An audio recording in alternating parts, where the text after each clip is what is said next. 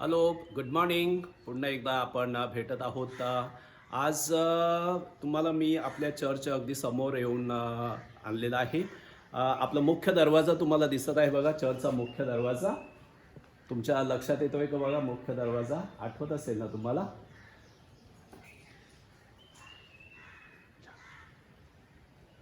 Okay, तर हे आपलं प्रथम दर्शनी भाग आहे. इथं सगळे रिकामी बाकं जे चर्चमध्ये बाहेर चर्च पूर्ण झाल्यानंतर, पूर्ण भरल्यानंतर लोक बाहेर इथं उभे राहतात, इथं बसतात. थोडासा हा परिसर बघा. इथं मागे आपलं स्टेज आहे.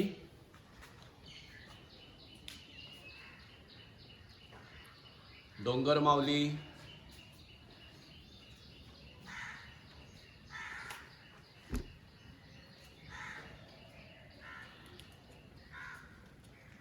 ओके. तर समोर छोटीशी गार्डन.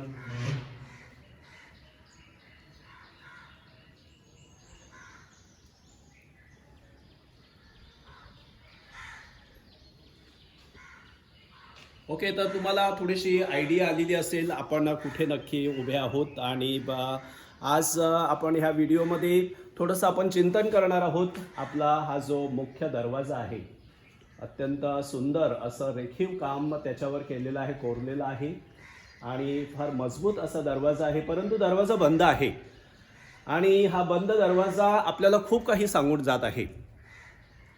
तुम्ही एक गोष्ट बघत असाल की हा दरवाजा बंद आहे, परंतु बाहेरनं त्याला कोणत्याही प्रकारचं कुलूप लावलेलं नाही आहे. तर हा दरवाजा आतून बंद आहे, आतून त्याला कड्या लावलेल्या आहेत. आणि यामधून आपल्याला काय सुचवलं जात आहे की दरवाजा जरी बंद असला तरीसुद्धा चर्च हे सुरू आहे. आणि जरी आपण इथून प्रवेश करू शकत नाही आहेत तरीसुद्धा आपण परमेश्वराच्या अगदी जवळ आहोत. आणि हेच तुमच्या निदर्शनास आणून द्यायचं आहे की ह्या क्वारंटाईन व्हायरसच्या मुळे आपण सगळे घरामध्ये आहोत आणि आपण लॉकडाऊन झालेलो आहोत. आणि ह्या लॉकडाऊनच्या काळामध्ये थोडंसं चिंतन मी तुमच्यासमोर ठेवू इच्छित आहे. अगदी अशीच परिस्थिती होती. अगदी असंच की ज्या वेळेला प्रभू येशू ख्रिस्ताचा काल्वरी टेकडीवर मृत्यू झाला आणि सगळ्या लोकांची पांगापांग झाली, शिष्यमंडळी निघून गेले, सगळे निघून गेले. परंतु त्यामध्ये एक स्त्री अशी होती की तिचं मन तिला सांगत होतं, तिच्या हृदयातला आवाज तिला सांगत होता की प्रभू येशू ख्रिस्त त्या गुहेमध्ये आपल्याला जिवंत स्वरूपामध्ये बघायला मिळणार. आणि म्हणून आपल्याला शुभवर्तमानामध्ये सांगितलेलं आहे की भल्या पहाटे मरिया मागदालेना ही त्या गुहेपाशी येथे की जिथं प्रभू येशू ख्रिस्ताला ठेवलेलं होतं. आणि ते वर्णनसुद्धा कसं केलेलं आहे की एक मोठी शिळा, एक मोठा दगड त्या गुहेच्या प्रवेशद्वारापाशी होता की जो सहजासहजी हलवणं सोपं नव्हतं. आणि मरिया मागदालेला हे दृश्य अपेक्षित होतं की तिथे मोठी गुहा असेल, केवळ त्या गुहेपाशी आपल्याला जाता यावं, प्रभू येशू ख्रिस्त आपल्याला भेटेल अशा विश्वासानं ती तिथं येते. मात्र तिथलं ते दृश्य पाहिल्यानंतर ती गुहा बाजूला सरकवलेली आहे आणि ख्रिस्त तिला भेटत नाही. आणि मग ती खूप शोकाकुल होते, रडायला सुरुवात करते आणि ती तिथं त्या माळी आहे असं विचार करून त्याला विचारते की तुम्ही प्रभूला कुठे ठेवलेला आहे.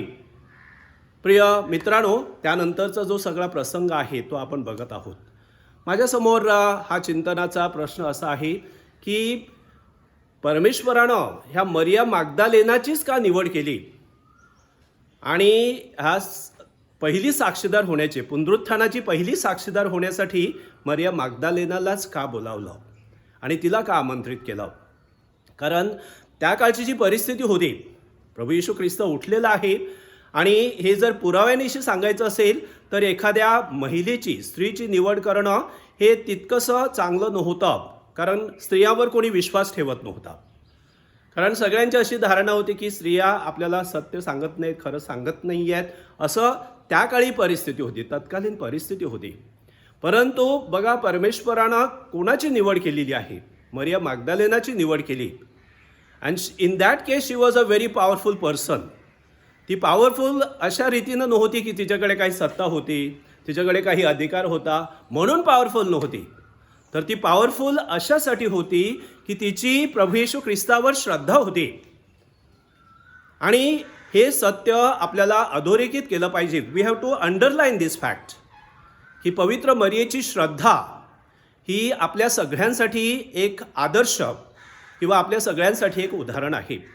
आणि ही मरिया मग्दलेना जी प्रभू येशू ख्रिस्ताला भेटण्यासाठी येते, तसेच आपण त्याच श्रद्धेनं त्याच विश्वासानं ह्या लॉकडाऊनच्या पिरियडमध्ये आपल्या श्रद्धेचा आपण विचार करूया की आपण ख्रिस्ताच्या किती जवळ आहोत. आणि ख्रिस्ताच्या जवळ राहण्यासाठी मरिया मग्दलेनासारख्या आपल्याला ज्या स्त्रिया मदत करत आहेत त्यावर आपण थोडासा विचार करणार आहोत. तर प्रिय बंधू भगिनींनो, आता मी थोडंसं तुम्हाला तुमच्या परिस्थितीमध्ये म्हणजे तुमच्या घराकडे थोडंसं लक्ष द्यायला सांगत आहे, अशासाठी की ह्या मरिया मग्दलेनासारख्या स्त्रिया आपल्या घरामध्ये आहेत की ज्यांची प्रभू येशू ख्रिस्तावर नितांत श्रद्धा आहे आणि श्रद्धेनं ते आपल्या घरामध्ये कशा सेवा करत आहेत त्याचा आपण थोडक्यात विचार करणार आहोत. त्याच्या अगोदर प्रभू येशू ख्रिस्तानं आपल्यासाठी काय काय तरतुदी केल्या आहेत बघा. क्रुसावरील मरण सहन करीत असताना प्रभू येशू ख्रिस्तानं आपल्यासाठी 2 माता दिलेल्या आहेत. एक म्हणजे त्याच्या कुशीमधून जे रक्त आणि पाणी बाहेर आलं, आणि ते पाणी जे बाप्तिस्म्याचं प्रतीक होतं, आणि रक्त हे देवमाता ख्रिस्त माता किंवा आपल्याला चर्च दिलेला आहे. प्रभू येशू ख्रिस्तानं चर्च दिलेला आहे आणि चर्चला आपण आई मानतो. चर्च ही आपली आई आहे आणि ह्या आईचं दान आपल्याला दिलेलं आहे. ही आई आपल्याला दिलेली आहे की ह्या चर्चद्वारे आपण आपल्या श्रद्धेमध्ये वाढतोय, आपल्या विश्वासामध्ये आपण वाढतोय. तर प्रिय मित्रांनो, की प्रभू येशू ख्रिस्त आपल्याबरोबर आहे. ह्या चर्चद्वारे प्रभू येशू ख्रिस्त आपल्याबरोबर आहे. आणि जरी तुम्ही हा दरवाजा बघताय, हा बंद दरवाजा आहे, सगळ्या ठिकाणी शुकशुकाट आहे, कोणत्याही प्रकारचा आवाज नाही आहेत, वाहनं नाही आहेत, कोणी माणसं नाही आहेत, परंतु प्रभू येशू ख्रिस्त आपल्याबरोबर आहे. ह्या चर्चद्वारे प्रभू येशू ख्रिस्त आपल्याबरोबर आहे. आणि चर्च ही आपली आई आहे, पहिली आई आपल्याला जी प्रभू येशू ख्रिस्तानं दिलेली आहे. आणि ही त्याची आपल्या सर्वांसाठी एक फार मोठी योजना आहे. दुसरी आई जी आपल्याला दिलेली आहे ती म्हणजे पवित्र मरिया. आपण दर बुधवारी नित्य सहायक मातेचं नवेना करतोय आणि ही पवित्र मरिया आपला सांभाळ करते. ती आपली गाराणी, आपल्या व्यथा, आपल्या विनंत्या आपल्यासाठी परमेश्वराकडे विनंती करते. आणि ही पवित्र मरिया आपल्याबरोबर आहे. की प्रभू येशू ख्रिस्ताच्या मृत्यूनंतर ज्या वेळेला प्रभू येशू ख्रिस्ताने क्रुसावरनं त्या शिष्याला सांगितलं की पहा तुझी आई, आणि तो शिष्य मरियेला आपल्या घरी घेऊन गेला आणि मरिया त्यांच्याबरोबर राहिली. त्या सगळ्या शिष्यांना एकत्र ठेवण्यासाठी मरिया त्यांच्याबरोबर होती. माडीवरच्या खोलीमध्ये, बंदिस्त खोलीमध्ये, त्या वातावरणामध्ये आणि अशा भीतीच्या वातावरणामध्ये पवित्र मरिया त्यांचा सांभाळ करत होती, त्यांना आधार देत होती. आणि मी तुम्हाला अगदी श्रद्धेने सांगू इच्छितो, ती पवित्र मरिया आज आपला ह्या परिस्थितीमध्ये सांभाळ करत आहे. ती आपल्याबरोबर आहे. आणि मला माहिती आहे आणि माझा पूर्ण विश्वास आहे की आपल्या घरामध्ये आपण रोजरीची प्रार्थना करत आहात. आणि ह्या रोजरीच्या प्रार्थनेद्वारे जेव्हा आपण कुटुंब म्हणून एकत्र येतात, प्रार्थना करतात, की पवित्र मरिया आपला सांभाळ करत आहे, तिचं सहाय्य आपल्याला मिळत आहे. आणि ह्या परिस्थितीमध्ये पवित्र मरिया आपल्याबरोबर आहे हा विश्वास मी तुम्हाला देऊ इच्छितो. तर प्रिय मित्रांनो, हे झालं आपल्या श्रद्धेविषयी. परंतु प्रभू येशू ख्रिस्तानं आपल्या संपूर्ण मिशन कार्यामध्ये स्त्रियांना जे मानाचं, सन्मानाचं स्थान दिलेलं आहे त्याचा सुद्धा आपण विचार केला पाहिजे. की अनेक स्त्रिया ह्या प्रभू येशू ख्रिस्ताबरोबर होत्या आणि ते सेवेचं काम करत होत्या. त्यांना जो कृपेचा लाभ झालेला होता तो लाभ ते इतरांना देत होत्या. त्यामध्ये आपण त्या काळामध्ये बघितलं की वेरोनिका स्त्री प्रभू येशू ख्रिस्ताचा चेहरा पुसते. अनेक स्त्रिया शोक व्यक्त करीत होत्या, कारण प्रभू येशू ख्रिस्तानं त्यांच्यासाठी जी महत्कृत्य केलेली होती त्याची त्यांना जाणीव होती.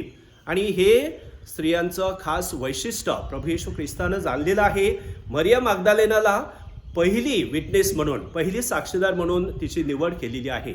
तर अशा प्रकारची ही आपली जी श्रद्धा आहे, ही श्रद्धा आपल्या महिला, आपल्या घरामध्ये जे आपल्या स्त्रिया आहेत त्या कशा जगत आहेत त्याची अनेक उदाहरणं तुम्ही आता तुमच्या घरामध्ये तुम्ही अनुभवत आहात. काही गोष्टी मी तुमच्या समोर सहज इथं व्यक्त करतोय की घरामध्ये स्त्रीचं असणं, महिलेचं असणं हे किती महत्त्वाचं आहे हे तुम्ही आता अनुभवत असाल. मला अनेक फोन येत आहेत. तर एक महिला मला सांगत होती की आय एम ऑन ड्युटी 24/7. संपूर्ण वेळ मी ड्युटीवर आहे. कारण आमच्या घरामध्ये ज्या काम करणाऱ्या स्त्रिया होत्या किंवा ज्या नोकरी करणाऱ्या स्त्रिया होत्या त्या हल्ली येत नाही आहेत, मेड्स येत नाही आहेत. त्यामुळे सगळ्या जबाबदाऱ्या आमच्यावर पडलेल्या आहेत.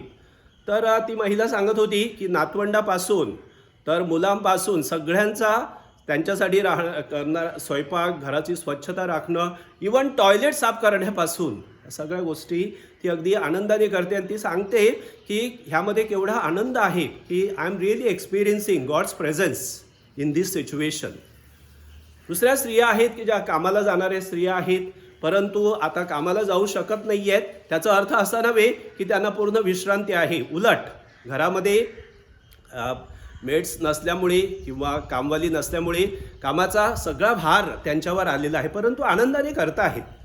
अगदी कुटुंबाच्या सुखासाठी, सगळ्यांना एकत्र ठेवण्यासाठी त्या अगदी ह्या सगळ्या सेवा आनंदाने करत आहेत.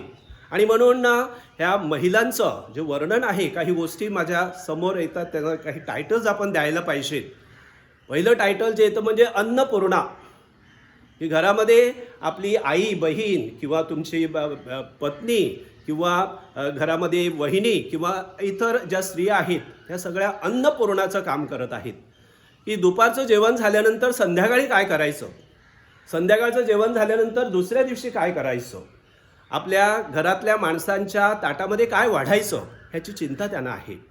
आणि त्या अगदी आनंदाने हे सगळं काम करत आहेत. अहोरात्र गेल्या महिन्याभर आपण अनुभवत आहात की त्यांच्या ह्या सेवेचा हा लाभ आपल्याला मिळतोय. जणू काही सेवा करण्यासाठीच त्यांचा जन्म झालेला आहे. किती सुंदर. आणि अशा प्रकारच्या ह्या वातावरणामध्ये आपला उत्साह आणि जगण्यावरचा आपला जो विश्वास आहे त्या वाढवण्यासाठी ह्या स्त्रिया, आपल्या घरामध्ये ज्या स्त्रिया आहेत त्या आपल्याला मदत करत आहेत. हल्ली आपण कॉर्पोरेट वर्ल्डमध्ये विचार करतो आणि कॉर्पोरेट वर्ल्डमध्ये CEO किंवा चीफ एक्झिक्युटिव्ह ऑफिसर म्हणून कोणाची तरी नेमणूक केली जाते, त्यांच्याकडे अधिकार दिला जातो. The most powerful person in the corporate world is CEO. परंतु आपल्या घरामध्ये जी स्त्री आहे, माझ्या दृष्टीनं तर ती CEOच आहे. एक कॉर्पोरेट फील्डमध्ये काम करणारी स्त्री जशी पूर्ण वेळ त्या कंपनीसाठी काम करते, तसेच आपल्या घरामधली आपली आई, आपली बहीण किंवा आपली मुलगी किंवा आपली वहिनी किंवा इतर ज्या स्त्रिया आहेत त्या अगदी CEO सारखं काम करत आहेत, आपली सेवा करत आहेत. वंडरफुल. आणि ह्या सगळ्या स्त्रियांना खास धन्यवाद. त्याचप्रमाणे आपल्या ज्या मिनिस्ट्रीज आहेत, वेगवेगळे आमदार, खासदार, त्याच्यामध्ये होम मिनिस्ट्री हे सगळ्यात मोठं पॉवरफुल असं पोझिशन मानलं जातं किंवा ती मिनिस्ट्री मानली जाते. माझ्या दृष्टीनं आपल्या घरामध्ये ज्या स्त्रिया आहेत त्या सगळ्या होम मिनिस्टर्स आहेत. आणि होम मिनिस्टरचं काम काय आहे की न्याय आणि सुव्यवस्था व्यवस्थित आहे की नाही ह्याकडे लक्ष देणं. And they are really seeing to this. आपल्या घरामध्ये हे आपले जे होम मिनिस्टर्स आहेत, त्याचा अर्थ असा नव्हे की पुरुष काय करत नाही, सगळे करतात, परंतु ती सगळी जी जबाबदारी आहे ती आजमावणं आणि ती एक्झिक्यूट करणं हे सुंदर काम आपल्या घरामध्ये चाललेलं आहे. आणि खरंच ह्या स्त्रियांना लाख धन्यवाद. मी पोप फ्रान्सिस यांना विशेष धन्यवाद देत आहे की त्यांनी जेव्हा त्यांची मिनिस्ट्री सुरू केली त्यावेळेला त्यांनी जे पायधुनीच्या वेळेला कोणत्याही प्रकारचा भेदभाव न करता स्त्रियांचे सुद्धा पाय धुतले जावेत अशा प्रकारची मुभा दिली. आणि मी नेहमी विचार करायचो की पवित्र आठवड्यामध्ये पायधुनीच्या वेळेला माझ्या मनात नेहमी विचारायचा की केवळ पुरुषांचेच पाय का धुवायचे, स्त्रियांचे का धुवू नयेत. आणि ते सिंबल कसलं आहे, ते सिंबल असं होतं की सेवा करण्याचं व्रत. असं आहे का की सेवा फक्त पुरुषच करतात? नाही, स्त्रिया करतात, परंतु त्यांचे पाय कधी धुतले गेले नाहीत. धन्यवाद पोप फ्रान्सिस यांना की त्यांनी आपल्याला तशा प्रकारची मुभा दिलेली आहेत आणि एक चांगला वसा आपल्याला घालवून दिलेला आहे. तर प्रिय बंधूंनो आणि भगिनींनो, मी हे चिंतन आपल्यासमोर अशासाठी ठेवतोय की पुनरुत्थित ख्रिस्त आपल्याबरोबर आहे, परंतु हा पुनरुत्थित ख्रिस्त जो आनंद आपल्याला देत आहे तो आनंद आपल्यापर्यंत पोहोचविण्याचं काम आपल्या घरामध्ये ज्या महिला आहेत, आपल्या घरामध्ये ज्या स्त्रिया आहेत त्या करत आहेत. मी अगदी अभिमानाने सांगतोय की मी वाढलो, मोठा झालो तो माझ्या घरातल्या, माझ्या कुटुंबातल्या म्हणजे माझी आई, माझ्या 4 बहिणी, माझी वहिनी ह्यांच्या संगतीमध्ये मी वाढलो, त्यांच्या सहवासामध्ये वाढलो आणि ख्रिस्त प्रेम कसं अनुभवायचं हे त्यांनी त्यांच्या कृतीतनं शिकवून दिलेलं आहे.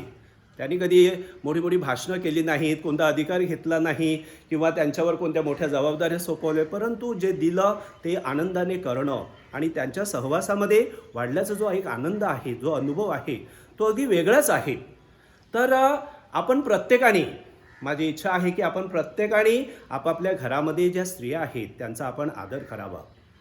एक थँक्यू बोला त्यांना.